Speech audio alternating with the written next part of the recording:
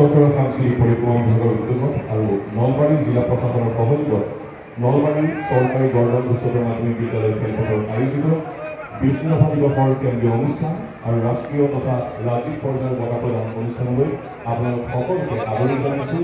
আমি আদৰিছোঁ আজিৰ অনুষ্ঠানৰ মুখ্য অতিথি অসমৰ মাননীয় মুখ্যমন্ত্ৰী ডক্টৰ হিমন্ত বিশ্ব শৰ্মা ডাঙৰীয়া, লগতে অসম চৰকাৰৰ সন্মানীয় মন্ত্ৰী শ্ৰীযুত বিমল বৰা, শ্ৰীযুত অতুল বৰা, শ্ৰীযুত চন্দ্ৰমোহন পাটোৱাৰী, শ্ৰীযুত জয়ন্ত মল্ল বৰুৱা।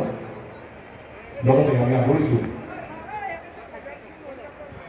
আমি বৰপেটা লোকসভা সমষ্টিৰ সাংসদ শ্ৰীযুত মণিভূষণ চৌধুৰী, নিৰ্দিষ্ট বক্তা তেজপুৰ বিধানসভা সমষ্টিৰ সন্মানীয় বিধায়ক শ্ৰীযুত পৃথ্বীৰাজ ৰাভা, সাংস্কৃতিক পৰিক্ৰমা বিভাগৰ অতিৰিক্ত মুখ্য সচিব ডক্টৰ ডি কল্যাণ চক্ৰৱৰ্তী, নলবাৰী জিলা আয়ুক্ত শ্ৰীযুত নিবেদন দাস পাটোৱাৰী, সাংস্কৃতিক পৰিক্ৰমা বিভাগৰ সঞ্চালক শ্ৰীযুত ৰাহুল চন্দ্ৰ দাস আৰু লগতে 2025 বৰ্ষৰ ৰাষ্ট্ৰীয় ৰাজ্যিক পৰ্যায়ৰ বঁটা প্ৰাপক আটাইকেইগৰাকীকে আমি মঞ্চত আদৰণি জনাইছোঁ।